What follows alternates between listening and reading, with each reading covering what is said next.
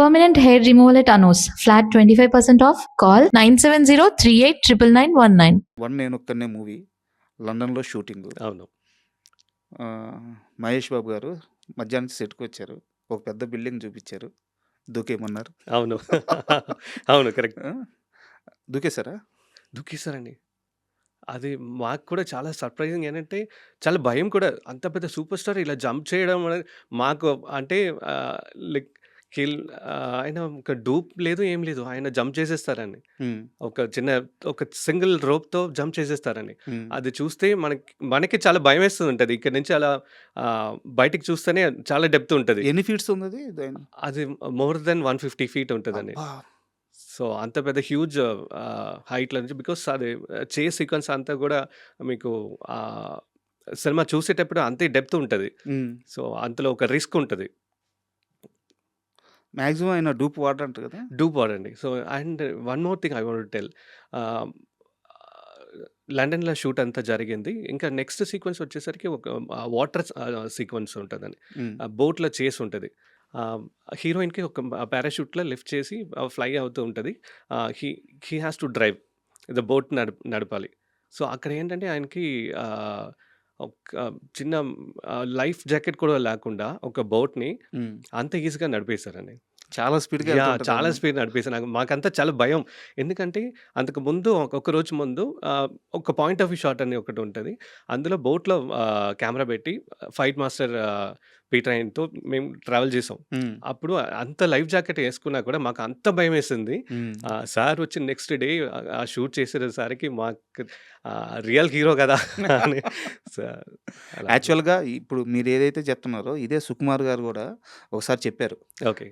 ఆయనకి ఆ boat first time అంట కరెక్ట్. డ్రైవింగ్ కూడా. కరెక్ట్. అట్లాంటిది జాకెట్ లేకుండా అసలు అవును. పని రాక్షసుడు. అవును. అండ్ వన్ మోర్ థింగ్ మీకు ఎందుకు జాకెట్ కూడా లేదంటే ఆయన వేసుకున్నది ఒక బనియన్ లాంటివి బనియన్, ఉంటుంది. అవును. మనం పైన లైఫ్ జాకెట్ అనేది ఏసుకోవడం అనేది పాసిబుల్ లేదు. సీన్ వైజ్ కుదరదు. పాసిబుల్ లేదు. ఉమ్. సో, అంత ధైర్యంగా నడిపారు. అంత ఎనర్జీ వచ్చేసింది. అట్ సేమ్ టైమ్ సేమ్ భయం కూడా. ఆ, లైక్ సార్ అంత స్పీడ్‌గా వెళ్తున్నప్పుడు మన క్యాప్చర్ కూడా అలాగే ఉండాలి. కరెక్ట్. ఎక్కడ కూడా మిస్ అవ్వకూడదు అనేది ఒక ఇది ఉంది. అండ్ వన్ మోర్ థింగ్ సార్‌తో ఒకటి మహేష్ సార్‌తో గురించి ఒకటి చెప్పాలంటే ఆయన రన్నింగ్ స్టైల్ ఉంటది చూడండి. మాకు కెమెరాలో చూసి టెలి షాట్‌లో ప్యాన్ తీసుకున్న మొమెంట్స్ అంతా గూస్ బంప్స్ వస్తదండి. కదా. యాహ్! స్క్రీన్ మీద చూస్తున్నా యాహ్! కానీ అసలు ఆ స్టైలే వేరు. ఆ రన్నింగ్ యాహ్! స్టైల్ ఎవరికి రారది. అవును. అవును. చాలా అండ్ ఎంజాయ్ చేస్తామండి. అండ్ రన్నింగ్ షాట్ అంటే okay. Ready we are ready అని. అండ్ ఇంకోటి, మీరు బన్నీతో ఆర్య ఆ! సినిమాకి వర్క్ చేశారు. యెస్. రత్నవేల్ గారి అవును. అసోసియేట్‌గానే వర్క్ చేశారు. అవునండి. ఆ రోజు మీరు పనిచేసిన అల్లు అర్జున్, ఈరోజు మీరు చూస్తున్న అల్లు అర్జున్, యెస్. ఆ ట్రావెల్‌ని ఎలా చెప్తారు? ఇప్పుడు ఉన్న ట్రాన్స్‌ఫర్మేషన్ నెక్స్ట్ లెవెల్‌లో ఉందండి. సో, ఫస్ట్ బన్నీ సార్‌తో 'ఆర్య' సినిమా నేను ఆల్మోస్ట్ లాస్ట్ అసిస్టెంట్ అందులో. ఆహ్, ఆయన చూసేటప్పుడు లైక్ ఎవ్రీడే ఫన్ ఉంటదండి. హ్మ్. షూటింగ్ స్పాట్‌లో షూట్ జరుగుతున్నట్లనే ఉంటది. చాలా ఫన్నీగా ఉంటది. ఇప్పుడు ఆయన ట్రాన్స్‌ఫర్మేషన్ నెక్స్ట్ లెవెల్‌లో ఉందండి. ఏముందండి ఇప్పుడు 'పుష్పాలో' చూస్తే. అండ్ నెక్స్ట్ ఇప్పుడు 'హట్లీతో' ఈ సినిమా చూసేటప్పుడు చాలా హ్యాపీగా అనిపిస్తుందండి. అంటే సినిమాని నెక్స్ట్ లెవెల్ తీసుకెళ్తున్న ఒక మూమెంట్ అది. కరెక్ట్. అంటే మీరన్నట్టు ఆ మార్పు, ఆ ఎదిగిన విధానం హ్మ్. అందరికీ అసలు ఇన్స్పిరేషన్‌గా ఉంది. కరెక్ట్. అయితే మీరు అట్లీ గారి ప్రస్తావన తీసుకొచ్చారు కాబట్టి, సో, ఆడియన్స్‌కి ముందు ఒక మాట చెప్పాలి. ఎందుకంటే ఇంత బ్యాక్‌కి వెళ్తుంది. ఆయన ట్రావెలింగ్ మామూలు ట్రావెలింగ్ కాదు. రత్నవేల్ గారితో 9 సంవత్సరాలు ట్రావెల్ అయ్యారు ఆయన. పెద్ద పెద్ద సినిమాలకి పనిచేసిన డీఓపీ యువరాజు గారు. సో, అందువల్ల నేను అడగాల్సొస్తుంది.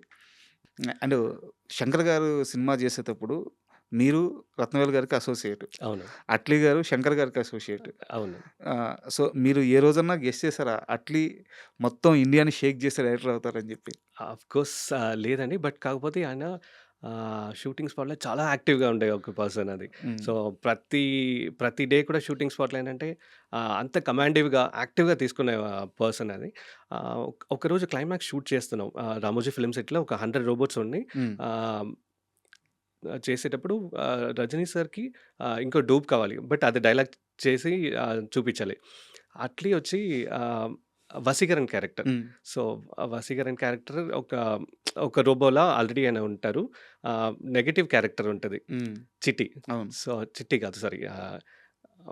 Negative robo.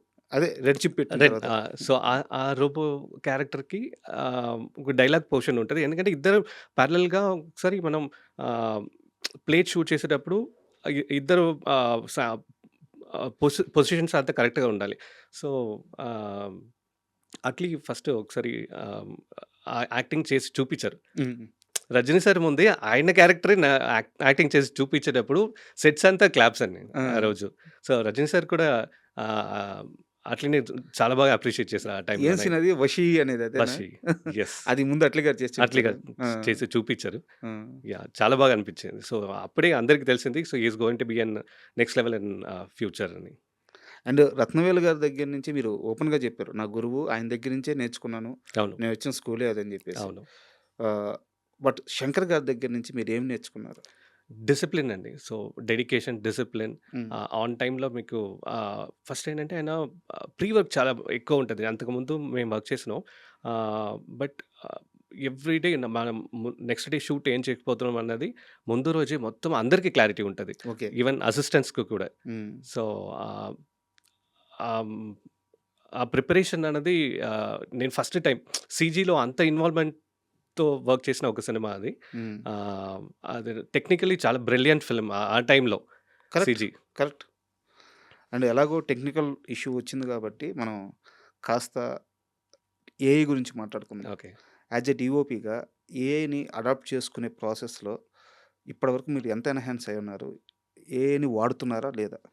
అవునండి. ఇప్పుడు ఫ్యూచర్ అంతా ఏఐ మీదే డిపెండ్ అవుతున్నది. ఇప్పుడు మనకేంటంటే ఇప్పుడు ఇంతకుముందు మేము నేర్చుకున్నదంతా ఫిల్మ్ నుంచి వచ్చాం. హ్మ్. సో, ఫిల్మ్ నుంచి డిజిటల్ వచ్చింది. డిజిటల్ డిజిటల్ వచ్చింది. వచ్చే టైంకి ఏంటంటే బిగినింగ్ కొంచెం అలా ఒక స్టేజ్ నుంచి అలా వచ్చింది గదా! ఇప్పుడు డిజిటల్ ప్లాట్‌ఫార్మ్ అనేది నెక్స్ట్ లెవెల్‌కి రీచ్ అయింది. ఇప్పుడు కెమెరాలో ఉన్న లాటిట్యూడ్ లెవెల్స్ ఆల్‌మోస్ట్ ఫిల్మ్‌కి ఈక్వల్. హ్మ్. సో, ఇప్పుడు అలాగే నెక్స్ట్ జనరేషన్ అంటే ఏఐ మీదే ఉంటదండి. ఆహ్, ఇప్పుడు ప్రిపరేషన్ అంతా కూడా ఇప్పుడు ఫస్ట్ టైమ్ మనం డైరెక్ట్‌తో నుంచి స్టోరీ వింటున్నాం. అక్కడ మనకు ఒక రిఫరెన్స్ కావాల్సింది ఉంటది.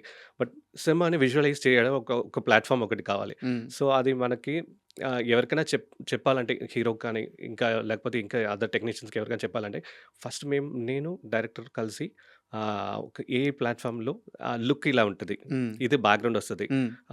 ప్రొడక్షన్ డిజైనర్‌తో డిస్కస్ చేసేటప్పుడు కూడా ఆహ్, లుక్ ఇలా ఉంటది. బ్యాక్‌గ్రౌండ్ ఇలా ఉంటది.